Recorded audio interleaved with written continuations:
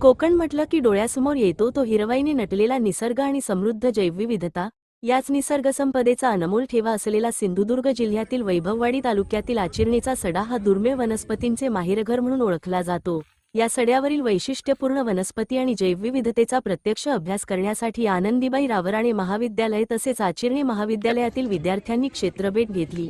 प्राध्यापक डॉक्टर विजय पैठणे यांच्या मार्गदर्शनाखाली झालेल्या या उपक्रमात विद्यार्थ्यांनी सड्यावरील दुर्मिळ वनस्पतींचे प्रत्यक्ष निरीक्षण करत त्यांची ओळख, जीवनचक्र आणि पर्यावरणातील महत्त्व जाणून घेतले।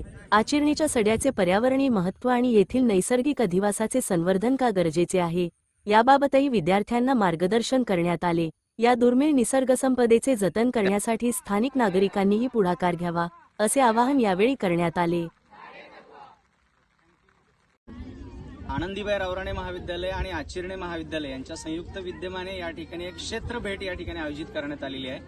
हा आहे आचिर्णेचा सडा, जो अनेक दुर्मिळ वनस्पतींचं माहेरघर आहे, जसं की सीतेची आसव, त्यानंतर अमॉर्फोफॅलस कोंकनेन्सिस नावाचा एक चूर्णाचा प्रकार, त्याच्यानंतर ट्रायथुरिया कोंकनेन्सिस, त्याच्यानंतर जी कोकण दुधी ज्याला म्हणतो आपण इफोर्बिया कोंकनेन्सिस, अशा दुर्मिळ वनस्पतींचा शोध पहिल्यांदाच या आचिर्णेच्या कातळावरती लागलेला आहे।